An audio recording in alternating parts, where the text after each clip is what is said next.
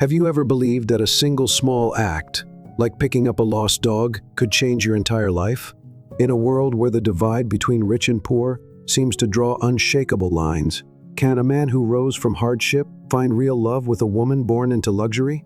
And the other way around, can a heart accustomed to perfection be brave enough to love someone humble, with no name, no fortune? The story below isn't just a romantic tale. It's a journey of belief, of the inevitable collisions between two worlds, of wounds, forgiveness, and the kind of choices that cost you your heart. If you believe that love is truly seeing each other, beyond all distances, stay with us. From the first page to the last, this is a story for those who still believe in the gentleness of love, even when it arrives from the most unexpected place. On a late November morning, as red maple leaves covered the path and the air carried a hint of early winter chill, Mason Carter quietly stepped out of the small apartment above a laundromat in San Diego. Wearing a worn-out coat with frayed edges, he carefully locked the door, trying not to wake his younger sister, the only family he had left since their parents died in a car accident nearly 6 years ago. The clock had just struck 5:20 a.m. In the lingering darkness, Mason pushed his old bicycle off the steps and pedaled silently toward the boutique hotel where he'd worked as a line cook for the past 3 years. Thanksgiving was just a day away, and everyone was busy prepping turkeys, pumpkin pies, baked apples. But to Mason, it was simply another workday, another shift, a few more dollars to help cover the hospital bill from his sister's recent checkup. By the time he entered the hotel kitchen, everything was already in motion. The air was thick with the scent of sauté onions, roasted butter, and nutmeg, making his stomach grumble. But Mason allowed himself no pause. He jumped into his tasks with the precision of someone who once dreamed of becoming a gourmet chef until reality forced him to shelve that dream. Around 9 a.m., while sliding a tray of vegetables into the oven, Mason heard a faint noise out in the delivery yard. A soft meow, then silence. Instead of brushing it off as usual, he washed his hands and stepped outside. On the back step, between boxes of produce and patches of leftover snow from the night before, a long-haired orange cat was shivering in the cold. Around its neck was a leather collar embroidered with the name, Clementine, a clear sign it wasn't a stray. "Hey there, little one," Mason whispered, crouching gently, hand extended. Clementine flinched at first, then slowly crawled forward and pressed her head into his palm. Mason chuckled a rare laugh in a life ruled by deadlines and worry. Not long after, a silver car pulled up in front of the hotel. The back door opened, and a woman stepped out, blonde hair neatly tied, a high-end cream coat, expensive heels. Her face was cold but anxious, eyes scanning the yard as if searching for something. When her gaze fell on Clementine in Mason's arms, surprise flashed across her features, then a wave of unbelievable relief. The woman was Genevieve Sinclair, CEO of Sinclair Holdings, a real estate empire heiress who had never set foot in a mid-range hotel like this until today. "My cat." She rushed over, her eyes shining with rare, unguarded emotion. "You found her?" Mason gave a small nod. He wasn't used to people like her, elegant, powerful, seemingly from another world entirely. Genevieve knelt down, carefully scooping Clementine into her arms. The cat purred in contentment. She looked up at Mason, and for the first time, her gaze softened. "I owe you a thank you." "No need," Mason replied calmly. "I just did what anyone would do." But Genevieve Sinclair wasn't used to being helped without something in return. And from that moment behind a modest hotel, on an early Thanksgiving morning, two people from two worlds that should never intersect began an unexpected journey. About an hour later, while Mason was arranging turkey trays in the prep area, the kitchen manager Ellen poked her head in with an odd expression. "You've got a visitor." In the lobby, Mason frowned. Who would be looking for him at this hour? He wiped his hands on his apron and followed the hallway toward the front lobby. There she was, Genevieve Sinclair, still in her cream-colored coat, standing next to the freshly decorated hotel Christmas tree. This time, her expression had softened. Something uncertain flickered in her eyes, maybe hesitation, maybe vulnerability. "Mr. Carter," she began as he approached, "I just wanted to thank you, properly. Not the thanks for finding my cat and disappear kind of thanks. You didn't need to come all the way here for that," Mason replied. His tone even, though something shifted in his eyes. He wasn't used to people from her world behaving this way. Genevieve pressed her lips together, as if debating something. "Actually, I'm hosting a Thanksgiving dinner at my house tonight. Just a small gathering close friends and a few longtime colleagues. And I was wondering, if you're not too busy, would you consider joining us? Mason blinked. An invitation from someone like her? He wasn't sure if it was kindness or guilt. Or maybe, like many wealthy people, she saw a dinner invitation as the fastest way to settle a debt. He nodded slowly, cautiously. I'll probably be working late, but thanks for the invite. Genevieve smiled, something like relief in the way she exhaled. She pulled a card from her pocket. Here's the address. If you change your mind, I'd be happy to see you. Before Mason could reply, she had already turned and stepped out of the hotel, her pale gold hair floating behind her trench coat. Clementine peeked her head out of the handbag and looked back at Mason, almost as if saying goodbye. He stood there for a moment, the business card in hand, heavy stock, embossed in gold. Genevieve Sinclair, President, Sinclair Holdings. An invitation, an opportunity. Something nameless beginning to stir. In his mind, he heard his mother's voice soft through the kitchen smoke from years ago. Son, sometimes the best things aren't what you planned, but what happens to wander into your life. He hadn't understood it then. But now, standing in the hotel lobby as the holiday frenzy buzzed around him, maybe, just maybe, he was beginning to. Around 7 p.m., as the streetlights flickered on like tiny stars across the city, Mason Carter stood in front of a house completely foreign to him.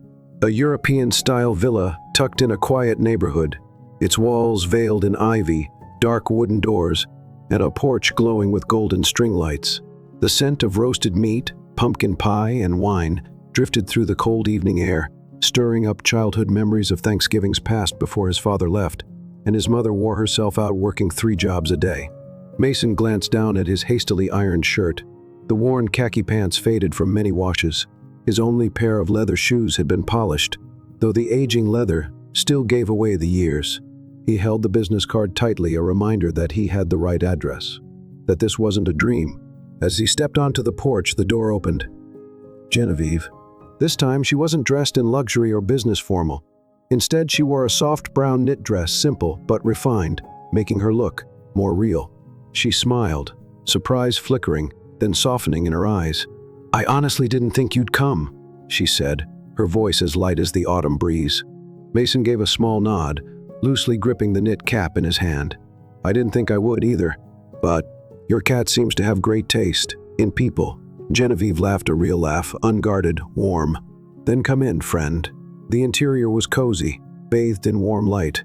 The fireplace crackled, the scents of cinnamon, baked apples, and turkey wrapped around Mason like a hug.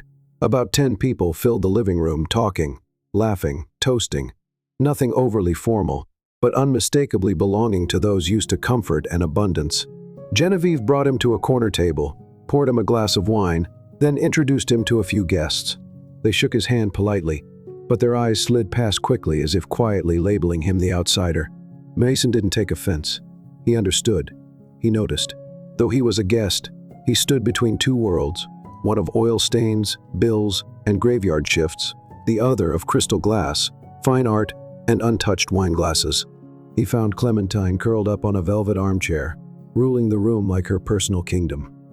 She looked up, gave a tiny meow, then nuzzled his hand as he sat beside her. You know I don't belong here, Mason whispered, stroking her fur. But tonight I'll stay anyway. Across the room, Genevieve was watching him. Her eyes didn't look like the others.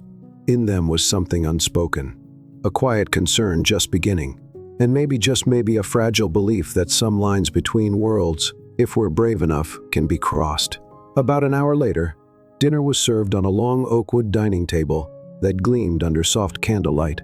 White porcelain plates edged with silver, tall crystal glasses, flickering candles. Each dish looked like art roast turkey, cranberry sauce, pumpkin pie, and a cinnamon-kissed balsamic salad. Genevieve sat at the head of the table, while Mason was placed midway, between 2 strangers, a cosmetic surgeon and a tech investor.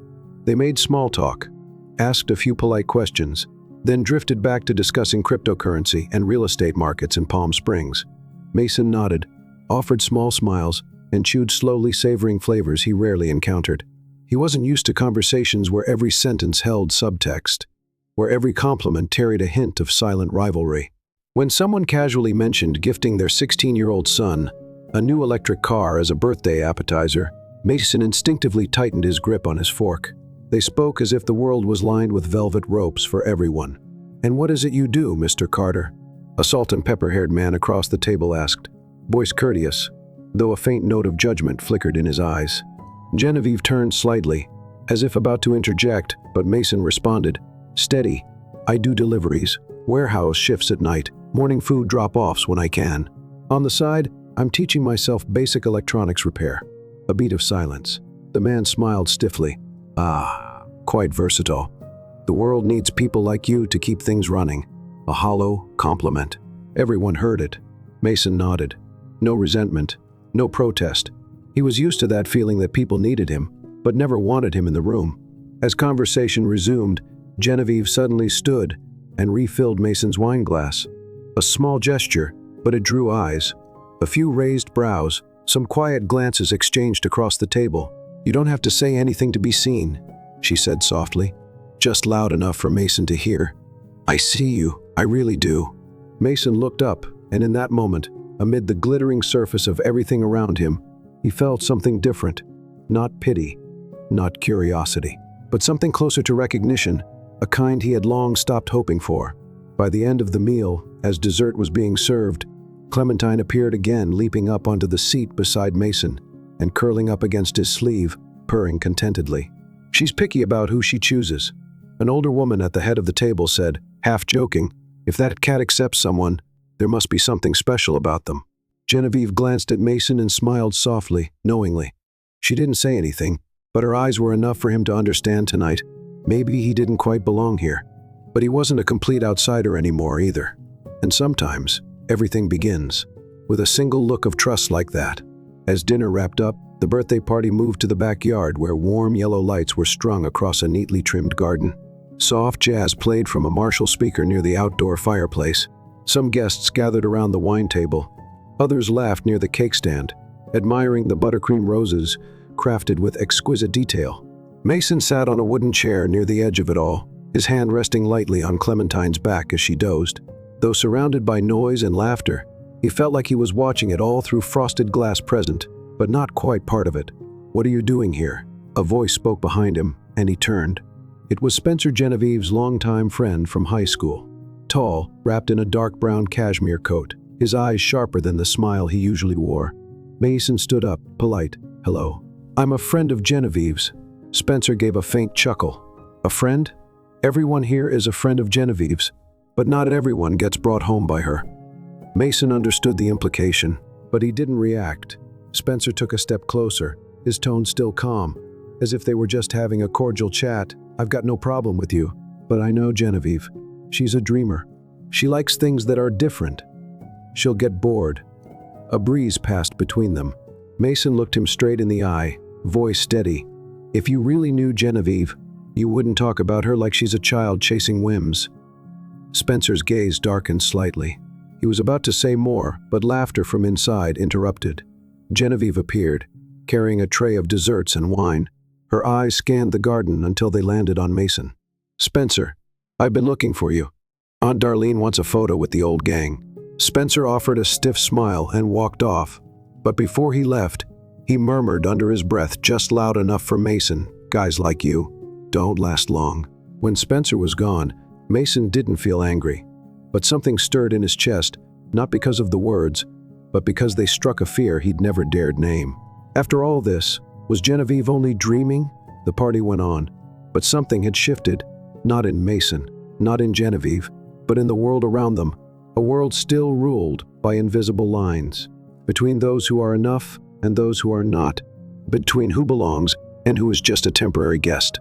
The next afternoon, as the sun softened over rooftops draped in deep crimson maple leaves, Mason and Genevieve strolled through the town central park, a place they'd often walked Clementine together on weekends. They didn't speak for the first few minutes, only the rustle of dry leaves beneath their feet and distant laughter of children playing on the grass. Mason walked slower than usual. In his mind, Spencer's words echoed like soft, persistent knocks. "She's a dreamer. She'll get bored." Genevieve paused by a long stone bench facing the lake. She sat down, slipped off her flats, and let her bare feet sink into the grass. "You've been quiet since last night. Is something wrong?" Mason hesitated for a moment before sitting beside her. The autumn breeze caught a strand of her hair and brushed it across his cheek. "Spencer talked to me yesterday," he said. Not accusatory, just like mentioning a passing event. Genevieve sighed, unsurprised. "He's always like that. Always thinks he knows what's best for me."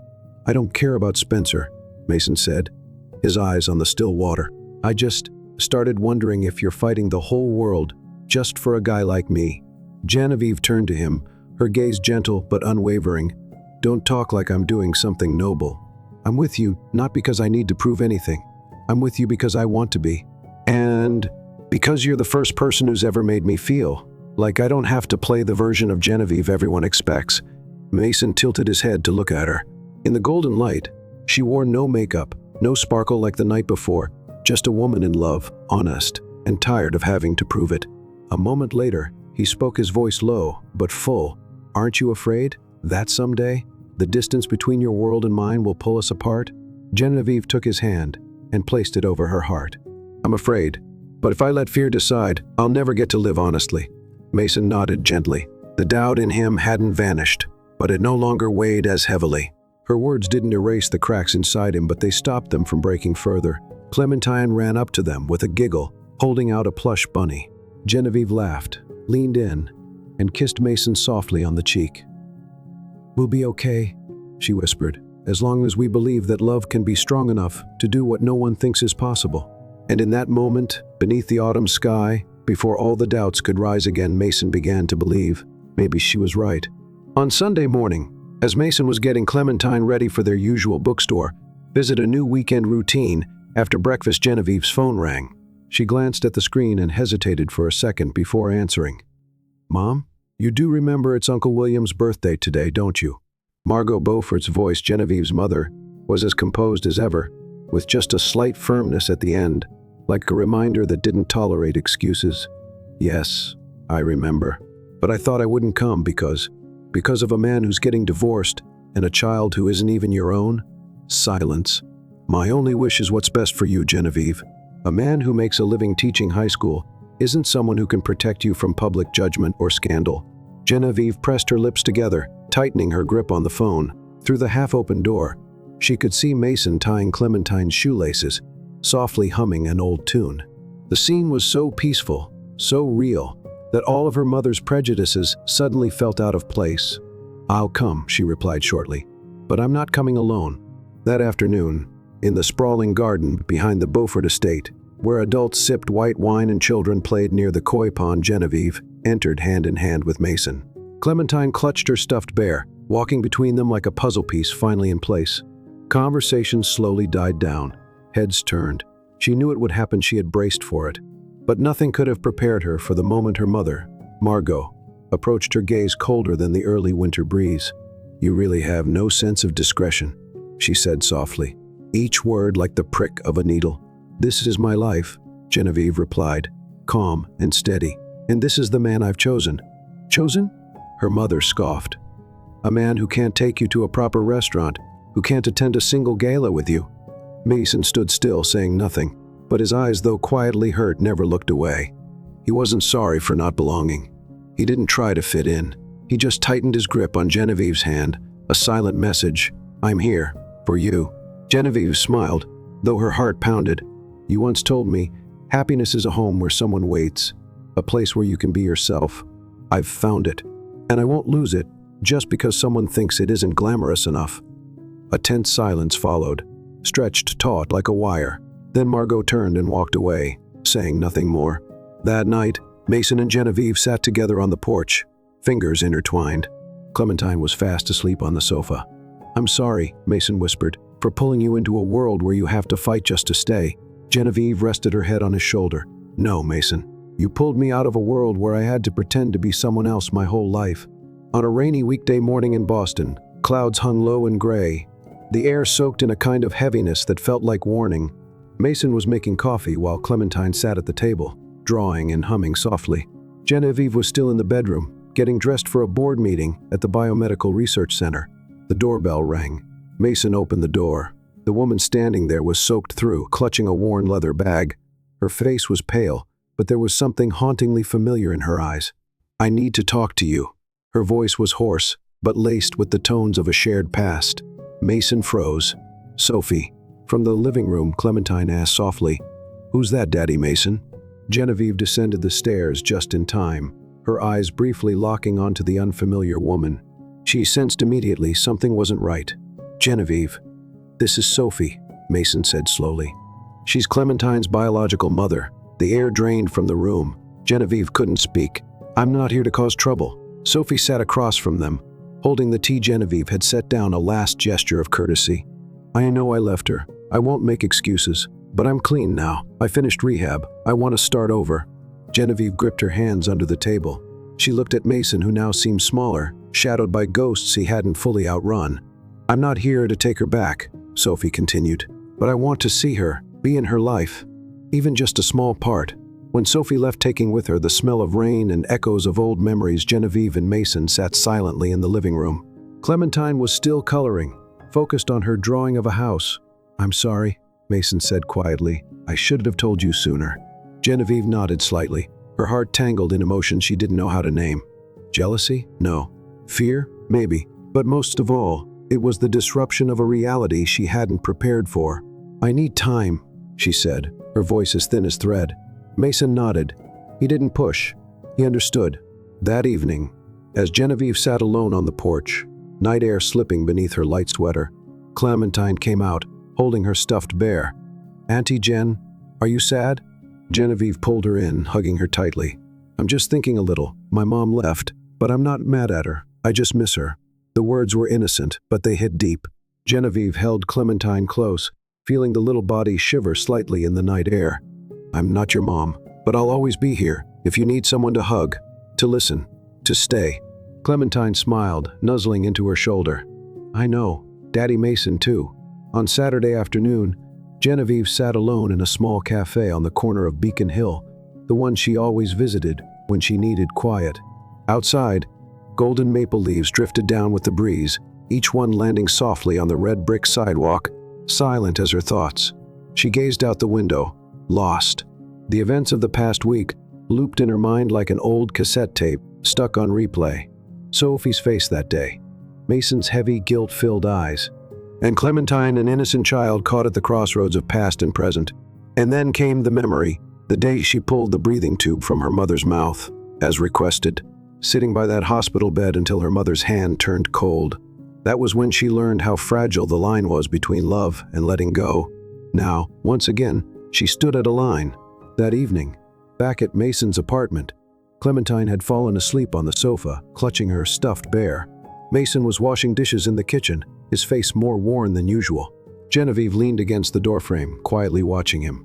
"She called today," Mason said, not turning around. "Sophie, what did she want?" "Just an hour a week. To meet Clementine at the park, read together, or just sit nearby." He paused. "I don't know what to do." Genevieve walked into the kitchen and picked up a dish towel beside him. "Do you want my honest opinion?" "Always. Let her have the chance. Not for Sophie, but for Clementine. A child needs to know that even if her mother once walked away, she came back. Not to reclaim anything, but to say she's sorry." Mason looked up at her, a mix of surprise and gratitude in his eyes. "You're not angry?" Genevieve gave a bittersweet smile, her gaze seasoned with experience. "I was that child once, Mason. I know what it's like to have a hole in your heart no one else can fill." She set the towel down and turned to face him. "But I need to ask you something. Am I the only one in your present? I can accept your past, but I can't love someone who's still leaving a door cracked open for someone else." Mason was silent for a long moment. He looked over at Clementine, fast asleep, then back at Genevieve, the woman who had entered his life like a breeze and changed everything. "You are my present, and if you'll have me, you'll be my future." His voice trembled slightly. "Sophie may be the mother of my child, but you are the woman I love." Genevieve didn't say a word. She simply reached out and held his hand, a slow, steady grasp. A silent promise. The very next day, Mason and Genevieve brought Clementine to the park. Sophie was already there, sitting on a bench with a book of fairy tales in hand. Clementine ran toward her, not exactly joyful, but not afraid either. A sensitive child, but one full of forgiveness. Genevieve stood at a distance, quietly watching. She knew this wasn't a fairy tale, where good always triumphs and love never hurts. This was real life, where everyone carried wounds and tried their best to heal. On a Sunday morning, As Boston's winter breeze began to creep in, Genevieve was awakened by the scent of waffles and the soft notes of jazz wafting from the small kitchen. She walked out, hair messy, barefoot, and found Mason at the stove, wearing an old gray sweater, flipping batter onto a hot pan. "You're up early," she murmured sleepily. Mason turned, eyes gentle quieter than usual.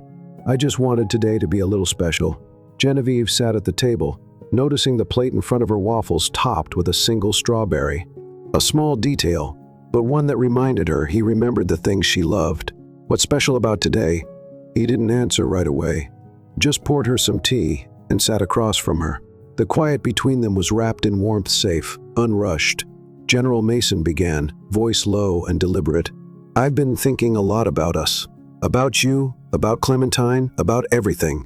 Genevieve set her cup down, eyes fixed on him. "I never thought I'd have something this good, especially after the mistakes I've made. But you make me want to be better. Not just for my daughter, but for myself." He took a deep breath and reached into his pocket. "I don't have a ring, no kneeling, no champagne or string quartet, just waffles and a quiet morning. But if you'll say yes, I want you to be home for me. The place I always want to come back to." He placed a delicate necklace on the table. The pendant was shaped like a teardrop, with Clementine engraved on the back and my choice on the front. Genevieve looked at the necklace, then up at Mason. Her eyes shimmered not from surprise, but from the way his gentle sincerity had touched something deep within her. She reached out and took his hand. "I used to think I had to choose between love and safety, but maybe I was wrong. Maybe, when you truly love the right person, that is safety." Clementine wandered out of the bedroom, hugging her pillow, rubbing her eyes. "What's going on?" Genevieve smiled, knelt beside her. "We just agreed to become a family." Mason pulled them both into a hug. No ring, no ceremony. Just the full presence of three hearts once broken, now choosing to be together. A few days after that defining morning, Genevieve and Mason brought Clementine to Rockwell for Mason's grandfather's 70th birthday. Douglas Walker, a stern former military man and longtime head of the Walker Foundation. The lakefront estate, hosting the party, stood proud and cold. The guests were mostly family friends, judges, bank directors, people who spoke more with their eyes than with words, and measured others by surname and degrees. Genevieve felt like an ink blot on a pristine white tablecloth. While Clementine proudly showed a crayon drawing of her grandfather, Douglas gestured for Mason to follow him into the study. Genevieve remained outside, gripping her glass of water, eyes locked on the closing door. Inside, Douglas's voice rang low and sharp. "What are you doing with her?" Mason sighed. He'd expected this. "You already know. I love her." "Who is she, Mason?" "A divorced nurse with a child that isn't yours? Does anyone in her family even have a Harvard degree? Has she contributed anything to this society?" Mason clenched his fists, steadying his breath. "She's kind, hardworking, has a heart bigger than anyone I know, and she's the reason Clementine smiles again after losing her mother. Affection doesn't fulfill responsibility. She'll weaken you, pull you from the position you're meant to hold. I don't want that position if it costs me who I am." Mason's voice was firmer than he expected. He had never stood up to his father like that. Outside the room, Genevieve stood frozen, catching fragments through the door. "Nurse, not our kind, breaking tradition." Her heart tightened. Despite all her strength, all the things she had survived, she'd never felt smaller, as if everything she had worked so hard to build still wasn't enough to grant her passage into their world. On the way home, Mason held her hand, but she didn't squeeze back. "You heard, didn't you? Enough to know. Sometimes love isn't enough to be accepted. Genevieve, you're not here to be accepted. You're here to be chosen. And I've chosen you." But that night, back at home, Genevieve quietly packed a few things and left a note beside the necklace Mason had given her. "I believe you, Mason, but I don't believe our love can go untouched if we start a life under the hatred of those who matter most to you. I can't let Clementine witness another love falling apart. I'm sorry, General." The house felt emptier than ever. Mason sat in the living room, the delicate necklace resting quietly in his hand. Max, his loyal dog, lay at his feet, watching him with eyes that mirrored his own sadness. And in Mason's heart, a question began to grow. How can love cross the barriers of name, bloodline, and prejudice, when the one you love fears it won't be strong enough to survive them? A few days after Genevieve left, Mason's house lost its warmth. Mornings became silent. Clementine no longer babbled about school, just quietly ate her breakfast. Max stopped running around the yard, instead lying under the window, looking out, as if waiting for someone who wasn't coming. Mason said nothing, but his eyes carried the weight of a loss too heavy to name. He still showed up at the hospital, still answered board calls from the Walker Foundation, but his heart wasn't anywhere at all. On Saturday morning, while Clementine drew in the living room, Mason sat across from his father in the same study where they had last argued. This time Mason had called the meeting. "I'm here to say one final thing. After this, I won't let personal matters interfere with the family again. But you need to hear this." Douglas nodded, face still unreadable. "You always talk about legacy, duty, worthy inheritance. But do you know what I remember most about Mom?" The old man flinched. The mention of his late wife made his eyes flicker. "I don't remember her jewelry. I remember how she held my hand when I was sick, how she laughed when you secretly put a rose on her dinner plate, how she sat by my bed and told stories while you were out late working." Mason's voice wavered, but stayed strong. "That's the legacy that matters, love. The small, invisible things that touch the heart. Not a title, not a name." Douglas remained quiet, his face no longer cold but shaded in something closer to regret. Genevieve left because she didn't want Clementine to grow up wondering if her love was wrong. She was afraid I'd lose everything if I chose her. Can you see that? She left because she loves me. "What are you going to do?" Douglas asked, voice low. "I'm taking Clementine to see her, not to convince her but to thank her. Because Genevieve helped me realize the most important thing I can leave my daughter isn't a trust fund. It's the courage to love and be loved, even when the world says she can't." That afternoon, Mason drove Clementine and Max to a modest apartment in a quiet neighborhood, Genevieve's old place. He wasn't sure she'd be home, but something in his heart said, it's time to stop being silent. Genevieve opened the door, mop still in hand, stunned to see all three of them standing there. Clementine didn't say a word. She simply walked forward and wrapped her arms around her as if to say, "I missed you." Genevieve looked at Mason, eyes stinging. He didn't have to speak. His presence, his quiet, certain gaze said everything. That night, as Clementine slept on the couch, Max curled beside her. Mason and Genevieve sat on the tiny balcony, sipping hot cocoa. "I don't need to be accepted," Genevieve said softly, "but I need to believe that when the storm comes you won't walk away." "I won't just stay," Mason replied. "I'll stand in front shielding you, shielding Clementine. I've let others write my story for too long." Genevieve took his hand this time, with no hesitation. On Sunday morning, the atmosphere inside Genevieve's small apartment was unusually warm. Sunlight streamed through the glass windows, casting golden stripes across the carpet, where Max and Clementine were playing a game of guess, the word using drawings. Each giggle from the little girl seemed to gently loosen another knot in Genevieve's chest. Beside her, Mason quietly made coffee. He was no longer the man who lived by logic and rigid schedules. Right now, he was a father, a man in love, whole, grounded, and unafraid. Suddenly, the doorbell rang. Genevieve furrowed her brow slightly. Who could it be at this hour? Mason went to open the door and froze. Standing there was his father, Douglas Walker. No bodyguard, no driver, just a father, in a simple gray coat, holding a small box of pastries, eyes uncertain at the threshold. "Dad," he nodded, "give me 5 minutes. If you want me to leave after that, I will." Mason turned to look at Genevieve. She gave a slow nod. Minutes later, in a space filled only with the sound of a spoon stirring tea, Douglas placed the box on the table. "Clementine likes pumpkin pie, doesn't she?" he asked, trying to sound casual. Clementine looked at Mason. He nodded. She picked up a slice and said softly, "Thank you, Grandpa." Genevieve was speechless. Douglas turned to her, slowly. "I used to think I knew what was right, that to protect the family name, we had to deny certain emotions. But when I saw Clementine hugging you yesterday, I realized I was wrong." He paused. His eyes were slightly red, not from age, but from emotions long held back. "You didn't take my son away from me. You gave me back a man who knows how to love." Genevieve looked at Mason. He gently tightened his grip on her hand. "I'm not here to beg or to convince," Douglas continued, voice steady. "I'm here to say if the two of you choose to walk this path together, I no longer object. And if my son is happy, then I can finally be at peace." A long silence followed. Then Clementine whispered, "Mommy Genevieve, can Grandpa come play with us?" Genevieve's heart caught in her throat. She couldn't even remember the last time someone called her mommy with such innocence and trust. She smiled, softly. Of course, sweetheart. That afternoon, the whole family went to the seaside park. Clementine ran freely with Max, while Douglas for the first time sat on a bench beside Genevieve, chatting about the past. About Mason as a boy, about what family truly meant, no longer bounded by names or class. From a distance, Mason watched them. He didn't need anything else to know. This was right.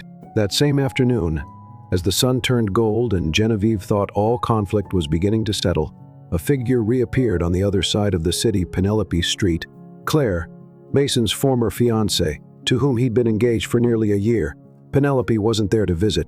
She had a clear purpose: to reclaim what she believed should have been hers, Mason, and the title of future Miss S. Walker.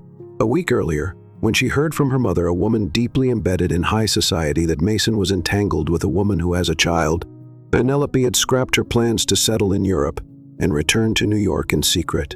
From afar, she followed every step of Mason and Genevieve's life. Their trip to the park, their dinner at the local pizza shop, even their late-night visit to the discount store to buy a new blanket for Clementine. Penelope couldn't understand why would Mason choose a woman who had once waited tables, who had a child, and who had nothing but a pair of smiling eyes. That evening, in the lobby of her hotel, a short phone call took place. I want you to find everything on her, the child's father, her old jobs, financial records. I want to know her weaknesses, and fast. Before Mason does something stupid. The man on the other end simply nodded. With the amount Penelope was paying, he was willing to do much more. A few days later, at a small gathering hosted by Douglas to introduce Genevieve to some close family associates, Penelope made a surprise appearance. She entered in an elegant black dress, composed as if nothing had ever gone wrong between her and Mason. "Oh, I'm sorry," she said sweetly, like sugar laced with poison, when she saw Genevieve standing beside Mason. "I didn't realize this was a debut for the new flame." The room instantly fell heavy. Genevieve subtly held Clementine's hand, grounding herself.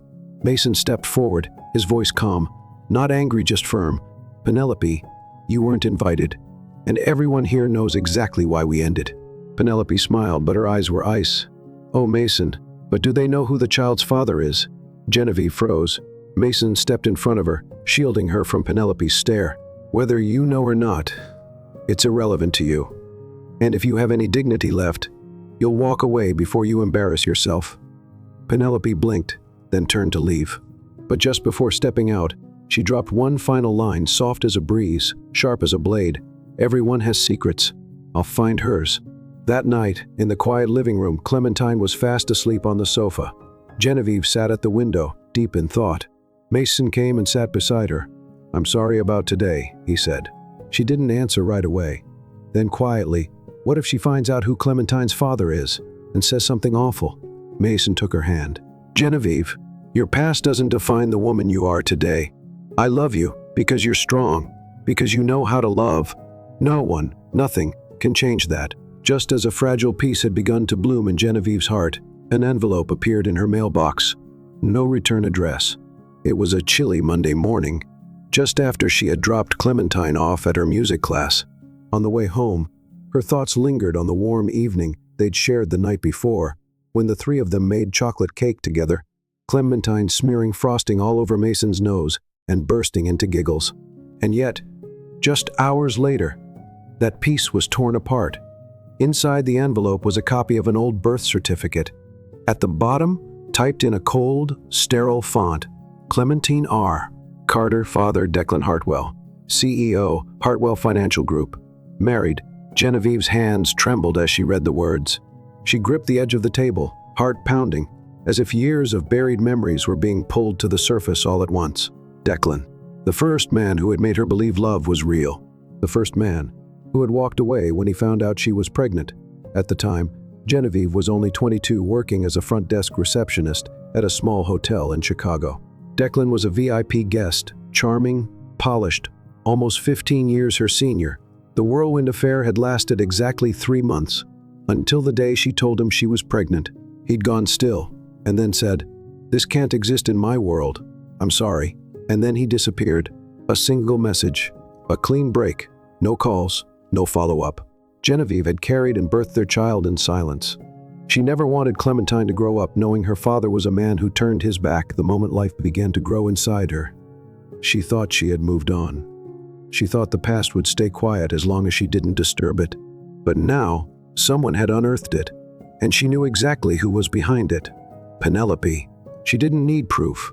Only one person had the motive, the reach, and the cruelty to weaponize something so personal. That evening, when Mason took Clementine to see an animated movie at the local theater, Genevieve asked to stay home. She needed time. When Mason returned, he found her on the balcony, eyes red like she'd just weathered a storm from within. "What's wrong, love?" he asked gently, sitting beside her, worry in his voice. She was silent for a while before handing him the paper. Mason read it slowly. No words, just a thick, pulsing quiet between them, filled only by the distant hum of city life. "You weren't ever going to tell me?" Mason asked, not with anger, but with a sorrow that ran deep. Genevieve met his gaze, voice tight with emotion. "It's not because I didn't trust you. I just didn't want Clementine to grow up believing her father was a man who left her. I wanted her to know she was born out of love. Mine. Just mine." Mason reached for her hand, eyes soft. "You don't have to explain. I understand, but this won't stop if we leave it in the dark. Penelope is using your past as a weapon. What do you want me to do?" she asked. "Face it," Mason replied, "because you have nothing to be ashamed of. You're the best mother I've ever known." That afternoon, a light rain fell over the city, like a quiet warning. Genevieve sat at a wooden table in a cafe near the downtown mall, one Declan used to frequent back when he lived in Chicago. She wore a beige sweater, her hair tied in a neat bun, her face lightly made up, not to impress but to stay composed, holding on to the last thread of control. On the table, her cappuccino had long gone cold.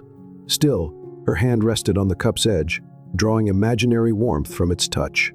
At exactly 4 p.m., Declan entered, still tall, still tailored. A gray suit, navy tie his classic look when trying to project authority without appearing ostentatious. Genevieve didn't stand, but her eyes met his steady, direct. Declan paused, then nodded politely. "Genevieve," he said, "thank you for agreeing to meet." "Thank you for coming," she replied, her voice flat. After a few shallow pleasantries, neither of them mentioned Clementine. Neither touched the real topic. Neither wanted to be the one to reopen old wounds. Eventually, Genevieve spoke first. "When did you find out about her name?" "About a week ago," Declan replied, avoiding her gaze. "I got an anonymous email. It had a copy of the birth certificate. I thought it was a hoax at first, but I had it verified." Genevieve wasn't surprised. She knew Victoria Penelope's mother wouldn't stop at veiled threats. "You never thought to ask me when I told you I was pregnant?" she asked calmly, but with the edge of a blade wrapped in silk. Declan lowered his head.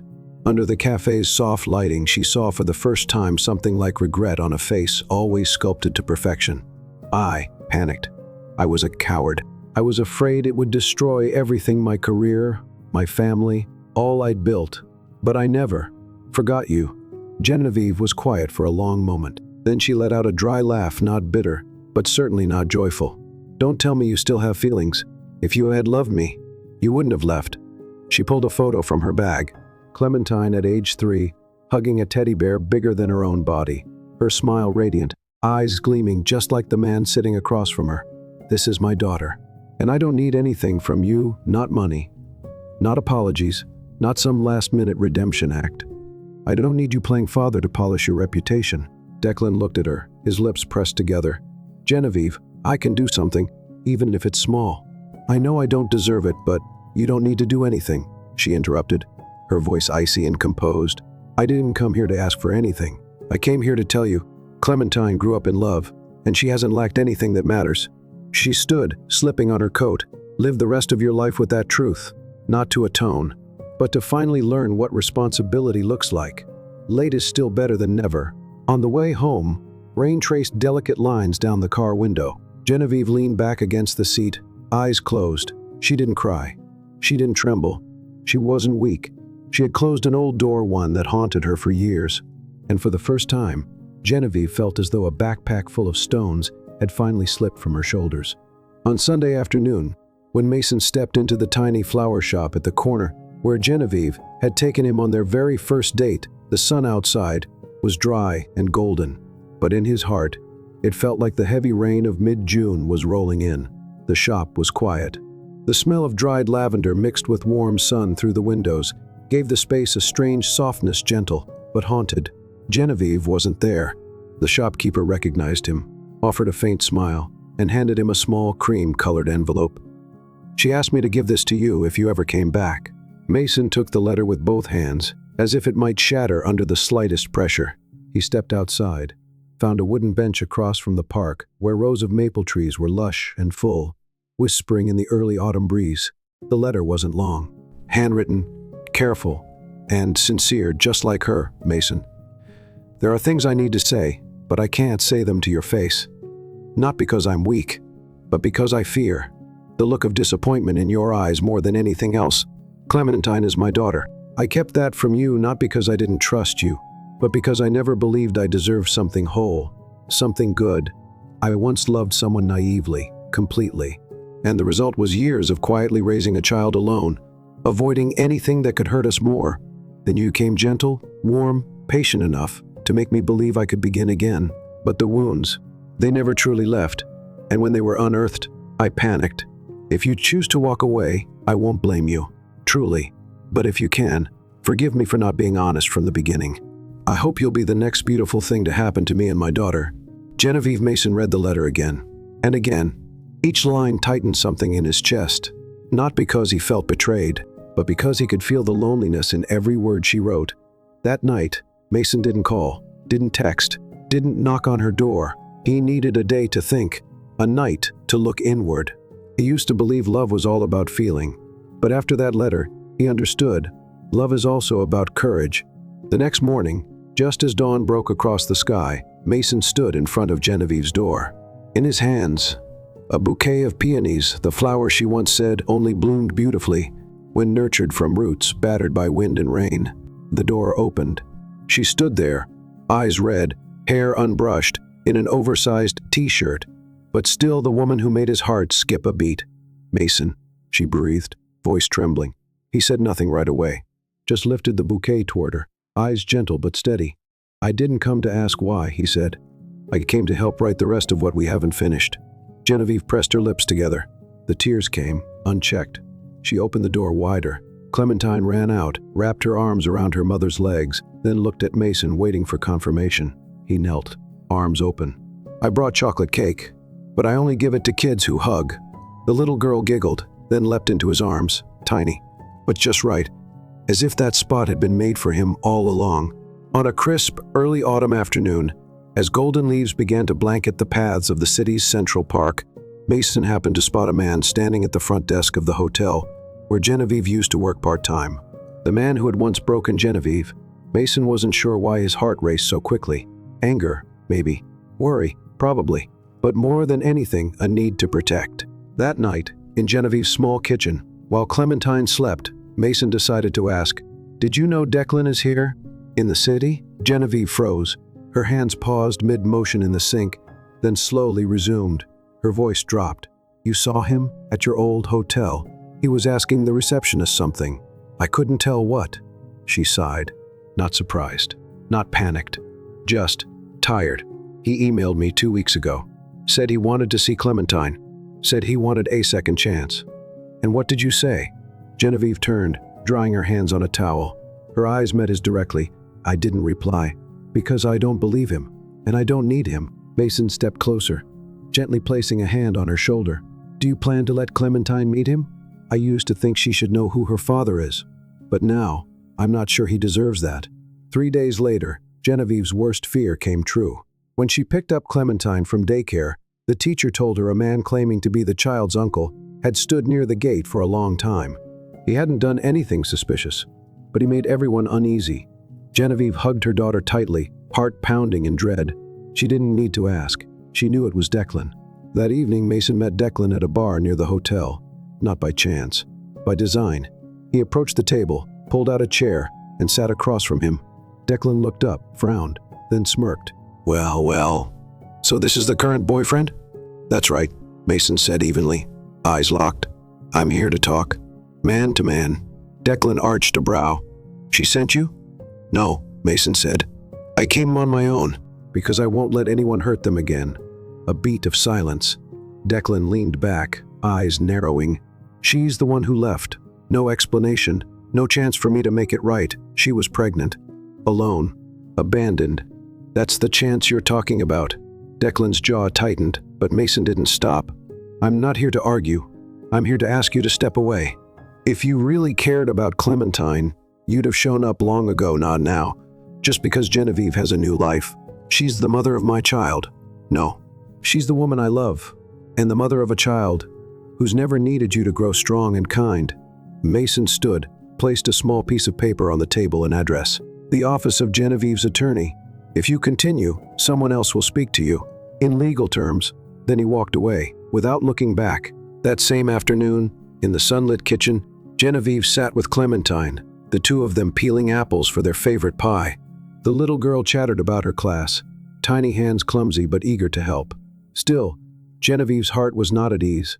Mason hadn't told her everything about his meeting with Declan, but his eyes, when he returned, had said it all. It was serious, and it needed to be handled. And then, as if children could feel a shift in the air, Clementine suddenly asked, "Mommy, do I have a daddy?" Genevieve froze. The paring knife slipped, clattering softly against the porcelain plate. She looked at her daughter, those deep brown eyes, so much like the sleepless nights she had once endured alone. Because the kids at school said, everyone has a daddy. So, where's mine? The innocent question felt like a blade to Genevieve's chest. She pulled her daughter into her arms, gently running her fingers through the soft hair. "My love, you do have someone very special in your life. He may not be called Daddy, but he protects you, stays by our side, and always makes you laugh." "You mean Uncle Mason?" Clementine looked up, eyes wide and bright. "I like Uncle Mason," Genevieve nodded, her throat tightening. She couldn't lie, but she also wasn't ready to tell her everything. Yet what happened next meant she wouldn't have to decide. That evening, Mason dropped by. He brought sandwiches for Genevieve and a new comic book for Clementine, like he always did. But this time, Clementine ran to greet him and asked the question Genevieve hadn't prepared for. "Uncle Mason, are you my daddy?" The room fell silent, as if time had paused. Mason looked at Genevieve, her eyes filled with worry, but no resistance. Then he knelt to meet Clementine at eye level, gently taking her small hands. "No, sweetheart, I didn't bring you into this world. But if you'll let me, I'd like to be with you every day. I want to teach you how to ride a bike, walk you to school, and hold you when you're scared. I may not be your daddy, but I'd be honored to be your family. Would that be okay?" Clementine blinked, then nodded with conviction. "So can I call you Dad from now on?" Mason laughed softly, his eyes glistening. "I'd be honored."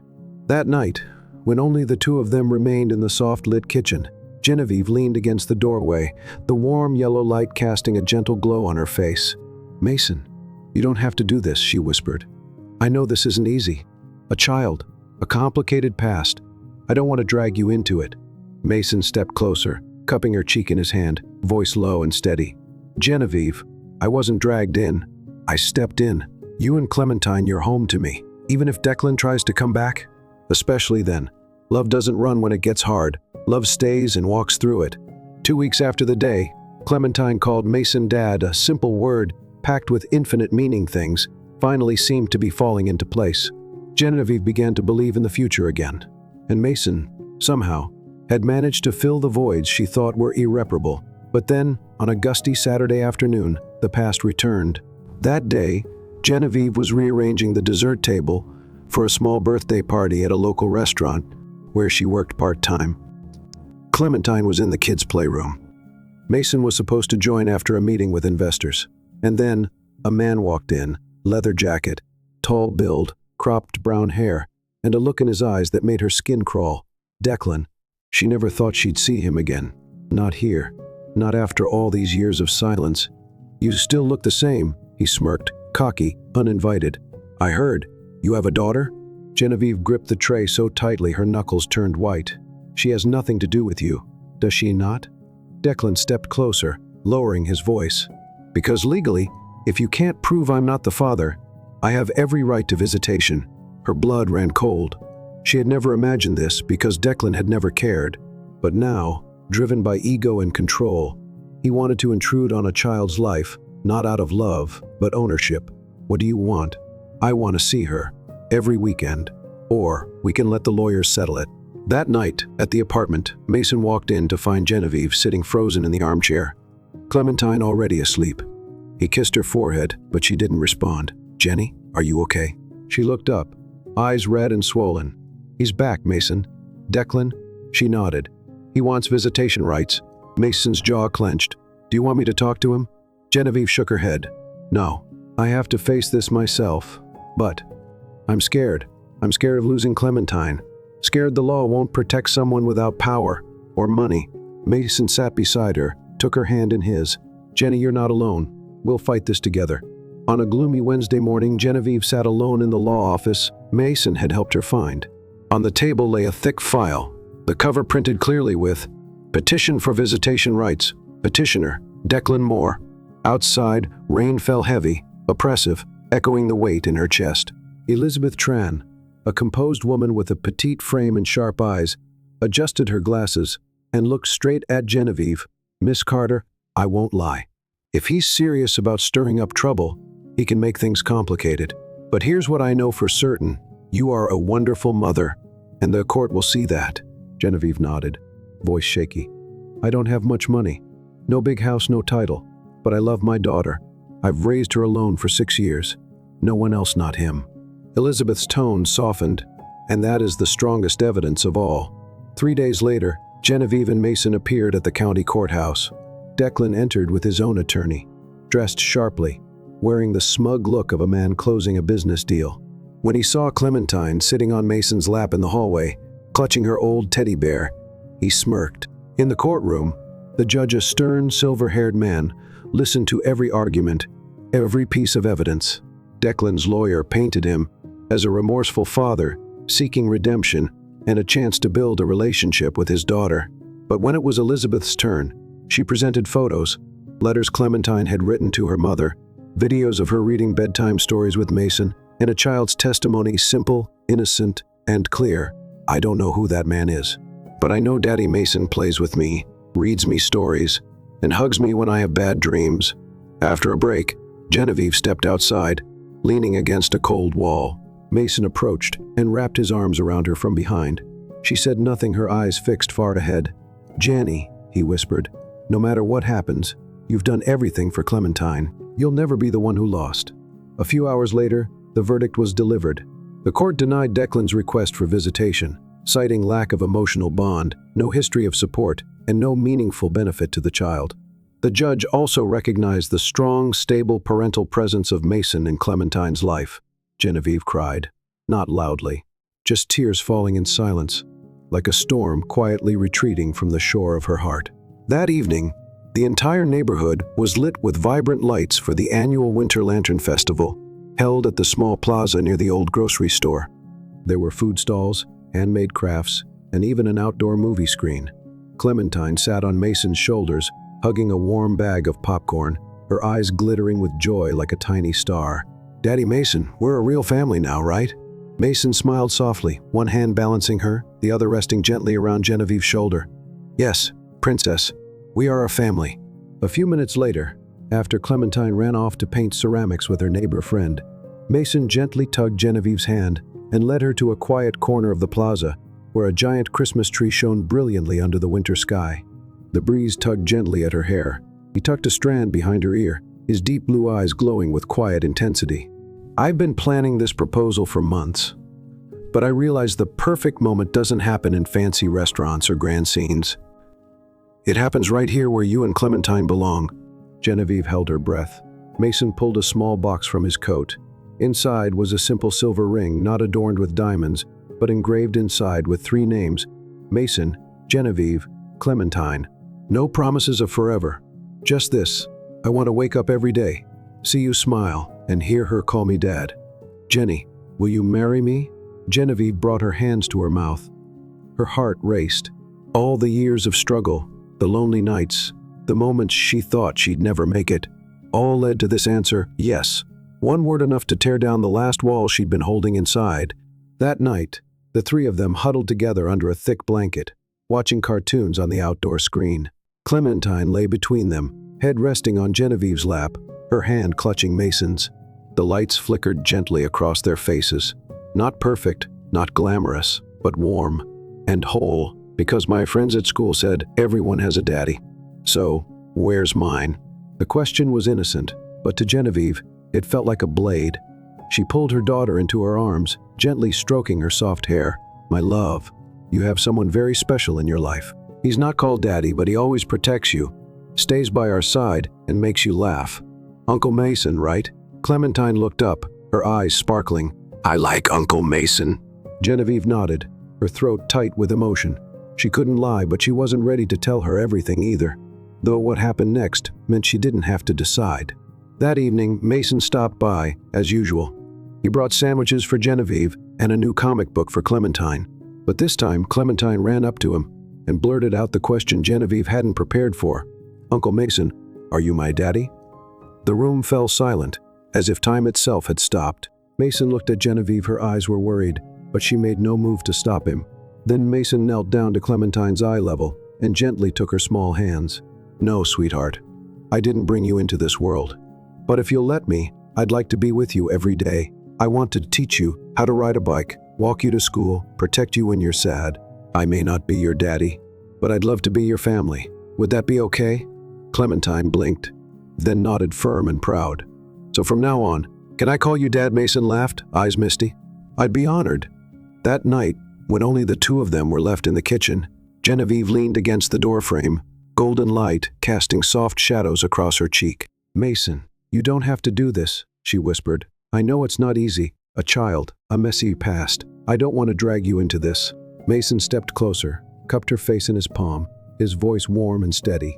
Genevieve, I wasn't dragged into this. I chose to walk in. You and Clementine, you're both home to me. Even if Declan tries to come back, especially then, love doesn't run when it's hard. Love stays and walks through it. 2 weeks after the day Clementine first called Mason Dad, a simple word that held 1,000 layers of meaning, everything seemed to finally be going right. Genevieve was starting to believe in the future again, and Mason, in his quiet way, had begun to heal what she once thought could never be whole. But then, on a windy Saturday afternoon, the past returned. That day, Genevieve was arranging pastries at a small birthday party hosted at the local restaurant where she worked part-time. Clementine was playing in the kids' room, and Mason was supposed to come after a meeting with investors. Just then a man walked in, leather jacket, tall frame, cropped brown hair, and a look in his eyes that made her blood run cold. Declan. She had never imagined seeing him again. Not here. Not after all these silent years. You still look the same, he said with a smug, cocky grin. I heard. You have a daughter now? Genevieve gripped the tray of pastries so tightly her knuckles turned white. She has nothing to do with you. Does she? Declan stepped closer, voice low and deliberate. Because legally, unless you can prove I'm not the biological father, I have every right to see her. Genevieve froze. She had never considered this because Declan had never cared. But now, driven by control, not love, he wanted to wedge himself into a child's life. What do you want? I want to see her every weekend. Or we can let the lawyers handle it. That night at the apartment, Mason walked in to find Genevieve sitting motionless in the armchair. Clementine was already asleep. He bent down and kissed her forehead, but she didn't move. Jenny, are you okay? She looked up, eyes swollen red. He's back, Mason. Declan? She nodded. He wants visitation rights. Mason's hands clenched. Do you want me to talk to him? Genevieve shook her head. No, this is something I have to face. But I'm scared. I'm scared of losing Clementine. Scared that the law won't protect someone without power or money. Mason sat beside her, took her hand. Jenny, you're not alone. We'll fight together. On a gloomy Wednesday morning, Genevieve sat alone in the law office Mason had arranged for her. A thick file sat on the table, stamped boldly with Petition for Visitation Rights. Petitioner, Declan Moore. Outside, heavy rain fell every drop, pressing down on her chest like weight she couldn't lift. Elizabeth Tran, a seasoned lawyer with a petite frame and sharp eyes, adjusted her glasses and looked at Genevieve squarely. Miss Carter, I won't lie. If he's trying to disrupt your life, he can make this messy. But here's what I see clearly.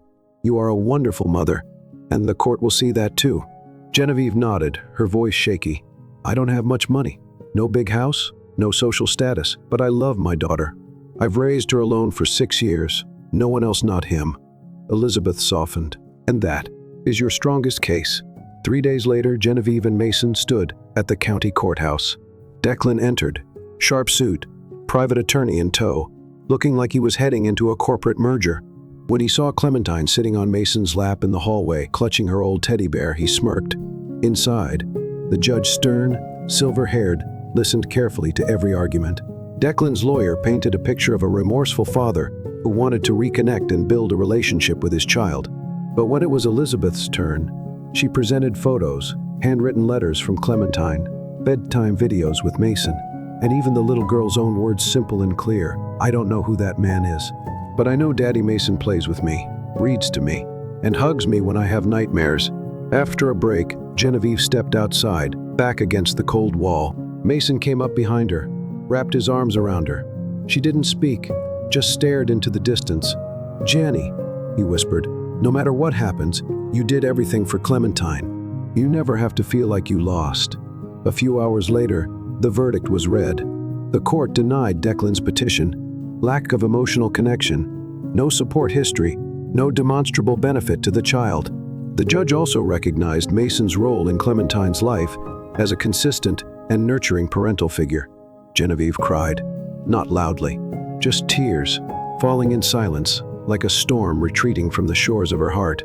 That evening, the entire neighborhood glowed under colorful lanterns for the Winter Lights Festival, an annual event held in the old square near the supermarket. Food stalls, handmade crafts, even an outdoor movie screen. Clementine sat atop Mason's shoulders, clutching a warm bag of popcorn, her eyes sparkling like a little star under the lights. "Daddy Mason, we're a real family now, aren't we?" Mason smiled softly, one hand steadying her, the other gently wrapped around Genevieve. "Yes, sweetheart, we are a family."